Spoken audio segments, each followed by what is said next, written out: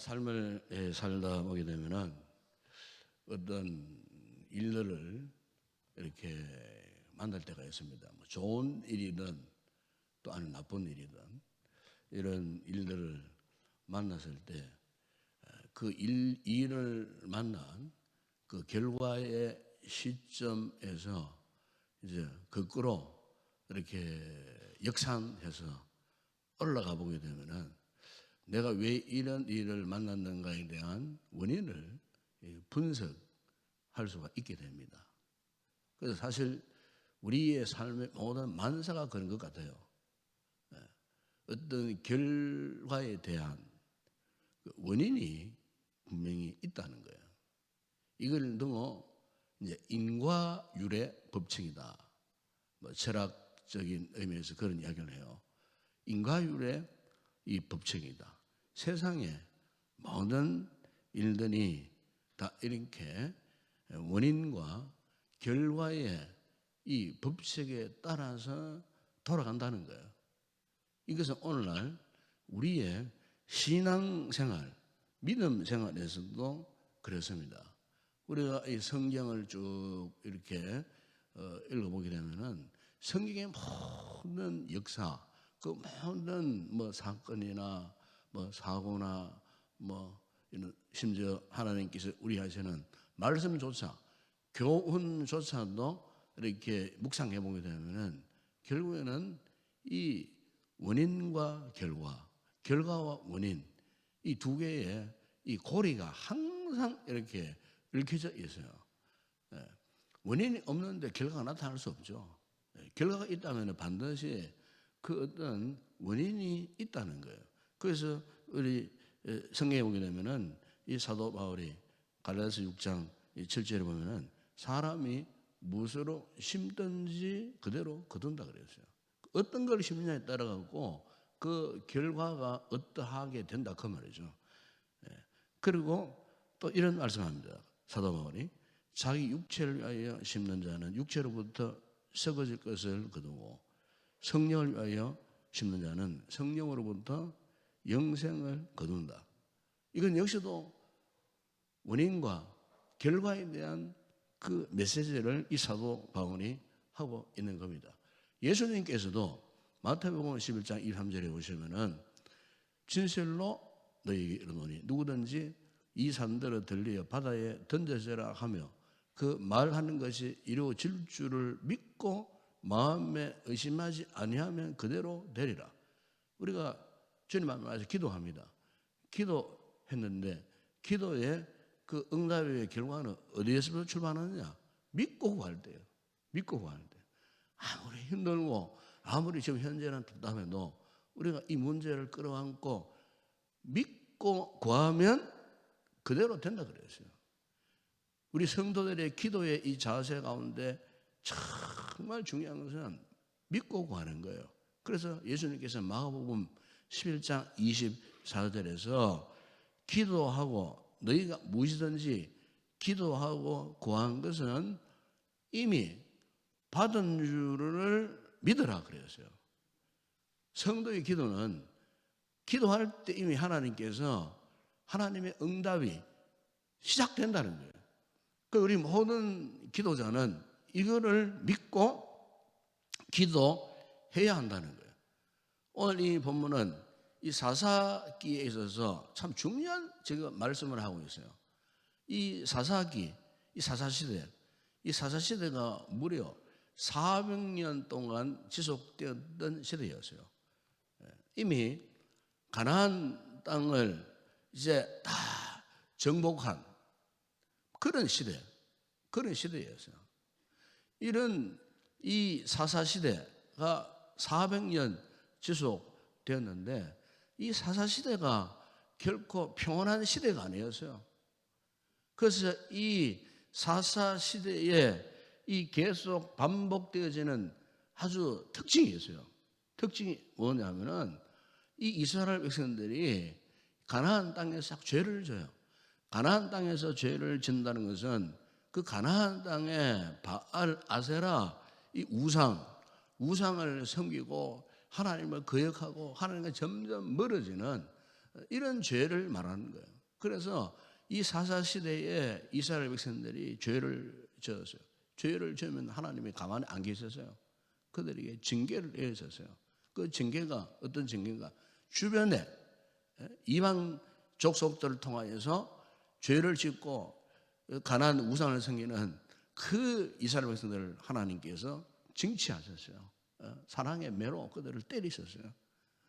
이 하나님의 매에 두들겨 맞은 이스라엘 백성들이 그 다음에는 뭘 했느냐? 하나님 앞에 막 두 손 들고 부르짖고 막 울었어요. 우리 살려달라고. 그렇게 했을 때에 하나님께서 또 그 백성들 불쌍히 여기서 어떻게 했습니까? 이 사사를 보내갖고 또 그들을 구원해 주셨어요. 그런데 이 구원의 은총을 입으면 그 다음부터는 이제는 잘 살아야 되지 않았겠어요? 그런데 또 역시 마찬가지. 또 죄를 짓는 거예요. 그리고 또 하나님이 징계를 내리시고 또 그들이 부르짖고 기도하고 또 그 불쌍한 백성들을 긍휼히 여기서 또 사사를 보내주고 그래서 사사기를 보게 되면은 이렇게 죄를 짓고 징계를 받고 부르짖고 또 하나님의 구원의 은총을 누리면서 또 그 다음에 또 죄를 이 사사시대 400년 동안 이런 사이클로 계속 반복적인 모습으로 살았던 모습이 그 당시에 사사시대의 이스라엘 백성들의 모습이었어요. 그럼 왜 그들이 이렇게 똑같은 사이클로 똑같은 모습으로 반복적인 이 같은 역사를 그들이 살아왔던가? 그 이유가 뭔가? 가장 중요한 이유를 반복적으로 사사기에 딱 두 번 이야기해요. 그게 여러분 사사기 17장 16절에 보시면은 그때는 이스라엘의 왕이 없으므로 사람마다 자기 소견에 옳은 대로 행하였더라 그랬습니다. 사사기 마지막 21장 25절에도 보게 되면은 그때에 이스라엘의 왕이 없으므로 사람이 각기 자기의 소견에 옳은 대로 행하였더라 그랬습니다. 여러분 여기에 자기 소견에 옳은 대로 행하였더라 히브리 원문에는 직역을 하면 이런 뜻이에요. 각 사람이 자기 눈에 곱게 보이는 것을 행하였다. 그렇게 직역하면 그런 뜻이에요. 사람들이 자기 눈에 곱게 보이는 그대로 딴 걸 보지 않아요. 자기 눈에. 이게 무슨 말이냐? 자기 판단에, 자기 생각에, 자기 계획에 다른 사람 의견도 듣지 않아요.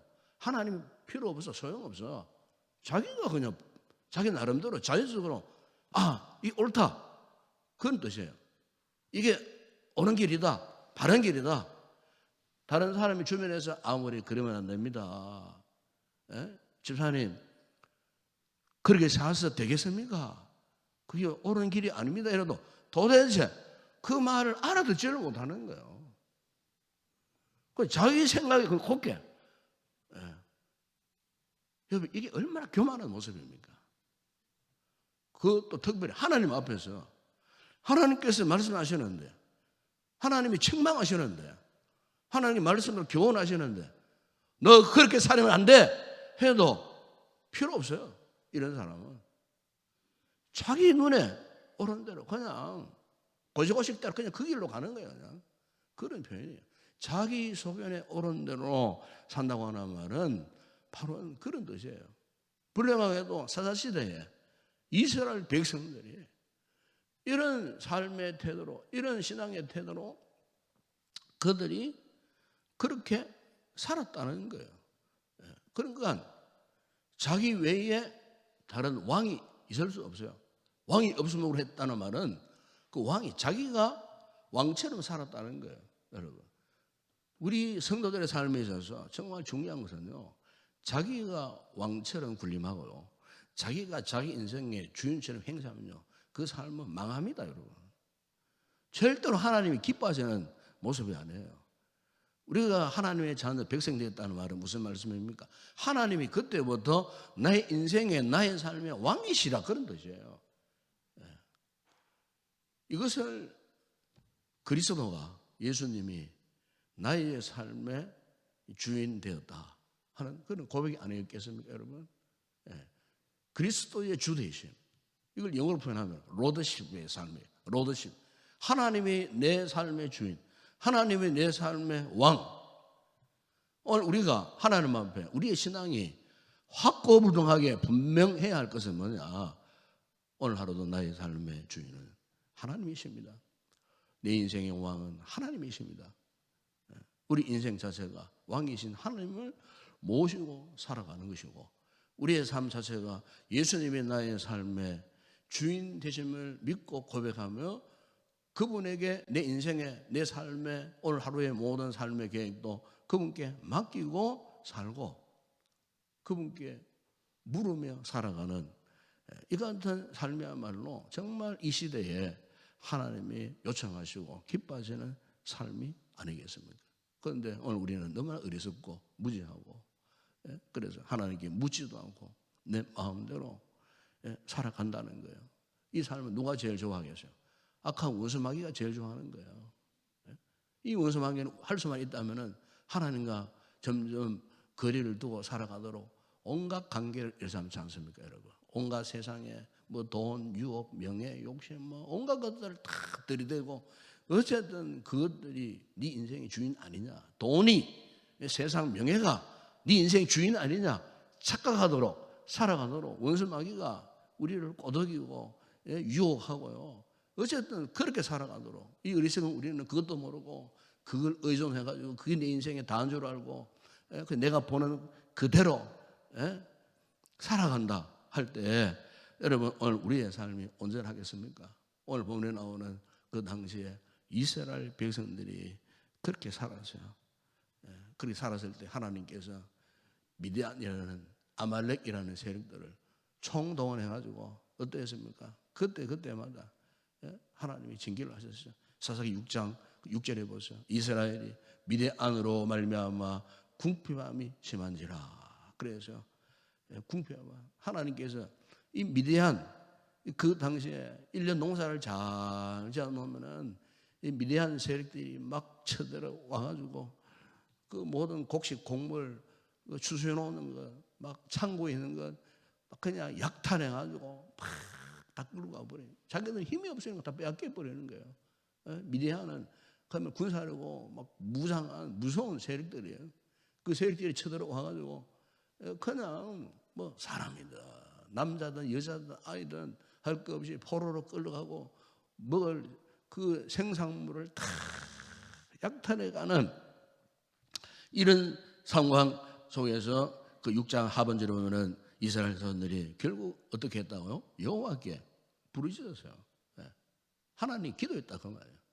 여러분, 성도는 어떤 문제가 있을 때요, 가장 우선적으로 해야 할 것은 하나님을 찾아야 돼요. 하나님께 부르짖고 기도해야 돼요. 그러면 하나님께서 반드시 응답하셔요. 오늘 본문에 보세요. 이런 위기 상황 속에서 이스라엘 백성들이 하나님 앞에 부르짖었더니, 그러자 하나님께서 놀란 응답을 하셨는데 그게 8절 이야기예요. 8절에 보면은 하나님께서 이름도 성도 없는 한 선지자를 그들 가운데 보내셨어요. 그야말로 이름이 없어요. 이 선지자에 대해 무명의 이 선지자가 하나님의 그 대명을 이어받아서 이스라엘, 지금 부르짖고 기도하는 이스라엘 진중 가운데 와가지고 뭘 지금 이야기합니까? 여호와께서 이같이 말씀하시기를. 그래서요.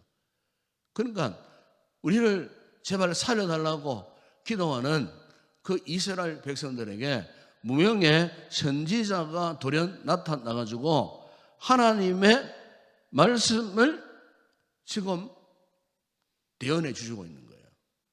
이 선지자는 이 사명이 그거 아닙니까? 하나님의 말씀을 대언하는 사람이에요.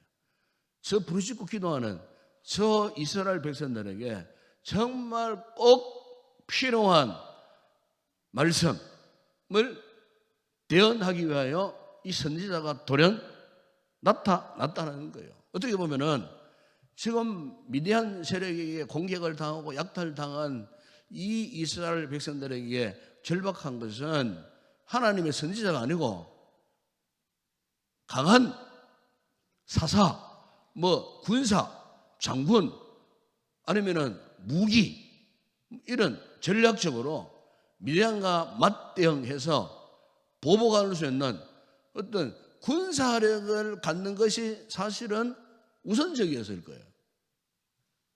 그럼 이것은 순수 인간 생각이었어요. 사람 생각이었어요. 하나님은 그들이 바라는 그런 것들을 응답해 주신 것이 아니에요. 문명의 선지자들을 통하여 하나님의 이 말씀을 그들에게 주셨다는 거예요. 그 선지자를 통하여서 너희가 누구냐, 과거에 애굽의 종 되었던 너희들을 이끌어 주신 분이 누구냐? 너희들이 수시로 하나님을 저버리고 거역하고 불순종하고 살았던 삶의 결과가 그것이 아니냐? 지금 이 선지자를 통하여서 하나님께 하신 말씀이 바로 이거예요.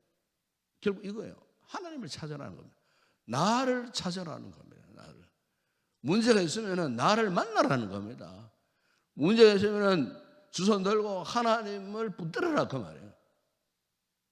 하나님을 찾지 않고는 너희들이 당면한 이 문제를 해결할 수가 없다는 거예요. 단순한 힘센 장수가 있다고 해결되느냐, 어떤 무기가 있다고 해결이 되느냐, 식량이 많다고 잘 사느냐, 그것이 아니라는 거예요. 장수가 없고 무기가 없고 식량이 없는 이것이 문제가 아니라는 거예요. 문제는 너희들 자신들부터 한번 돌아보라. 너희들 자신들을 한번 점검해봐라. 너희가 지금 왜 이런 상황을 만났는지 한번 생각해봐라. 너희들 마음대로, 너희들 멋대로 그동안 살지 않았느냐. 이 같은 너희들의 모습을 한번 점검해봐라. 그래서 이 문명의 선지자가 나타나고 그거를 지금 지적하면서 이야기하는 거예요.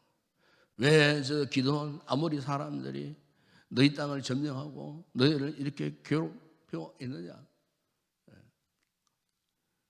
그러니까 이 근본적인 이 문제에 대해서 하나님께서 지금 지적을 하고 계시는 거예요. 여러분, 오늘 우리의 삶에서도 참 중요한 것은요, 기도 응답에 대해서 가장 중요한 것은 하나님을 경험하는 거예요. 하나님을 만나는 거예요. 단순히 여러분 먹고 마시는 문제 그거 염려할 거 하나도 없어요. 건강 문제도 마찬가지입니다. 하나님 만나면요 다 해결됩니다. 여러분 이 사사기 기도원 이야기가 이렇게 쭉 나오면은 이제 생각나는 게 기도원 300용사 다 생각나잖아요. 기도원 300용사. 그런데 기도원 300용사가 정말 강력했던가? 이스라엘 백성들이 미디안 13만 5천 명을 이겼던 그 비결이 기도원 300용사 때문이었는가? 아니었다는 겁니다. 미디안 그 군대를 물리쳤던 것이 기도원 300용사가 평소에 훈련을 잘 받은 강력한 군대였기 때문에 미디안을 쳐서 이길 수 있었던가? 그것이 아니었다는 겁니다. 여러분 잘 아시지 않습니까? 기도원이 미디안군과 싸우기 군사를 모집했어요. 처음에 3만 2천 명이 몰려왔어요. 그런데 하나님께서 이게 다 아니다. 그 3만 2천 명 가운데는 막 그냥 전장에 간다 그러니까 막 두려워 떠는 다 집으로 돌려보내요. 그래서 3만 2천 명 가운데 2만 2천 명 다 집으로 돌려보내었어요. 10,000명 남았어요. 그리고 10,000명을 어떻게 했습니까? 강가 물가로 데리고 들어갔어요. 그러니까 목이 마르니까 막 그냥 짐승처럼 막 입에 물이 가득 되고 막 그거는 안 된다. 저런 자들 다 집으로 다 돌려보내라. 그런데 마지막 300명 용사는 무릎을 꿇고 손에다가 물을 이렇게 떠가지고 마시고 있는 그 300명. 그런 사람만 뽑아놓았던 사람이 기도원 300용사예요. 이 사람들이 칼을 잘 쓰고 뭐 무기 다루는 법을 많이 배우고 평소에 뭐 강한 체력을 단련하고 이렇게 했던 사람이 300명 용사 아니에요. 그냥 정상적으로 물을 이렇게 잘 떠서 마신 그 사람만 하나님께서 옳다. 이 300명만 남기고 다 집으로 돌려보내요.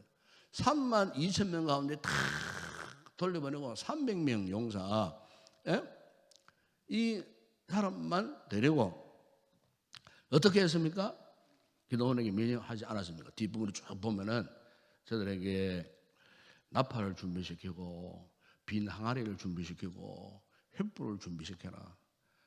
그리고 너희는 나만 보고 내가 하는 대로 명령하면은 나팔을 불고 항아리를 깨뜨리고 횃불을 들고 나팔을 불면서 여호와를 위하여, 기도원을 위하여, 여호와와 기도원의 칼이라 이것만 외쳐라. 그런데요, 그것만 해서요, 칼 한 번 제대로 써본 적이 없어요. 외쳤어요. 그냥 하나님께서 말씀하신 대로 내가 하는 대로만 해라, 외쳐라. 그래서 그야말로 오른손에 항아리, 나팔 들고 그냥 외쳤어요. 횃불을 들고 외쳤어요. 그런데요, 어떻게 했습니까? 미디안 진중에 자중질환이 일어난 거예요. 다 저것끼리 막 그냥 막 죽이고 막 해서 다 도망쳐 버려죠. 끝까지 추격해가지고 최종적으로 멸절한 군사가 13만 5천 명이에요. 300명이 한번 생각해 보세요. 300명 용사가 13만 5천 군대를 완전히 경멸시켜 버렸어요. 그 원인이 무엇입니까? 원인은 딱 하나예요. 하나님이 그들 가운데 개입하셨기 때문에요. 여러분, 오늘 우리의 기도 가운데의 최상의 응답은 이거예요. 오늘 이 아침에 여러분 기도하시면서 그 어떤 것보다도 하나님을 만나시기 바랍니다. 여러분의 기도 가운데에 하나님의 거룩한 임재를 경험하는 거예요. 그러면요, 지금 현재 내가 풀 수 없는 정말 여러 가지 건강 문제나 물질 문제나 자녀 문제나 모든 것들이 하나님이 개입하시면 다 해결되게 돼 있다는 겁니다. 오늘 아침에 하나님께서 우리에게 이런 놀라운 응답을 하시리라 믿습니다. 우리의 그동안의 이 믿음의 삶을 돌아보면 내가 왜 이렇게 그동안 무력하게 살아왔던가, 정말 무기력하게 내가 왜 이렇게 살아왔던가. 그 이유는 간단합니다. 그동안 내가 하나님을 전적으로 의지하지 못한 결과예요. 내 삶에 그분이 임재해 계시고 정말 그분이 내 인생의 내 삶의 왕이 되시고 그분이 범사에 내 삶 모든 주인이 되어져야 되는, 내가 그동안 왕 노릇했고요, 내가 그동안 주인 노릇 다 했어요. 얼마나 내 마음이 뻣뻣해졌고 얼마나 내 마음이 교만해졌습니까? 그러니 은혜를 입을 수 없는 거예요. 그러니까 이런 상황에서 영적인 기력이 쇠할 대로 쇠해져 있으니 기도할 마음조차도 다 살아버린 지가 오래되고 은혜를 사모하는 갈망이 다 사라져 버리고 영적으로 지금 내 자신이 피폐한 이런 상황 속에 지금 놓여져 있지 않는가. 우리 새벽에 우리 말씀 앞에 우리를 한번 조용히 한번 점검해 봤으면 좋겠습니다. 여러분 자신을 한번 돌아봐 보십시오. 여러분, 우리가 하나님 외에는 다른 대안이 없습니다. 여러분 믿으십니까? 하나님 외에는 다른 답이 없어요. 왜 이걸 모르느냐 그 말이에요. 왜 이걸 모르느냐. 하나님만이 우리 인생의 진정한 답이다. 오늘 이 본문을 통해서 우리 하신 말씀이 바로 이것입니다. 외부의 어떤 문제, 그게 문제가 아니에요. 정말 진정한 문제는 지금 내 안에 있어요. 내 안에. 하나님을 만나 정말 오늘의 당면한 이런 문제가 정말 해결되어지는, 응답되어지는, 그분으로 인하여 모든 문제가 풀려지는 이런 놀라운 은혜 역사가 여러분의 기도 가운데 임하는 복된 아침이 되었으면 좋겠습니다. 기도하겠습니다. 아버지 하나님, 우리 인생의 모든 문제는 하나님을 떠나서 내가 왕이 되고 내가 주인 되었던 그때부터 시작되었음을 깨닫습니다. 주여, 우리의 진정한 기도의 응답은 이 새벽에 하나님이 우리 가운데 임재해 주시는 것인 줄을 믿습니다. 내가 하나님을 만나는 일인 줄을 믿습니다. 이 진정한 기도 응답을 받고 이제부터라도 내 인생 내 삶의 모든 문제 속에서 역사하실 하나님을 기대하며 소망하며 오늘 하루도 하나님께서 내 삶에 임재해 계시는 하나님과 동행하는 믿음의 삶을 살기로 결단하고 돌아가는 복된 우리 성도들 되게 하여 주시옵소서. 예수님의 이름으로 기도드리옵나이다. 아멘. 지금은 우리 주 예수 그리스도의 은혜와 하나님 우리 아버지의 무한하신 사랑하심과 성령의 위로와 교통과 충만하신 은혜가 이제부터라도 하나님이 내 인생의 왕, 하나님이 내 인생의 주인 되기를 사모하는 이 놀라운 기도 응답을 사모하고 부르짖을 우리 귀한 성도들 가운데에 우리 교회 위에 이제와 영원토록 함께 있을지어다. 아멘.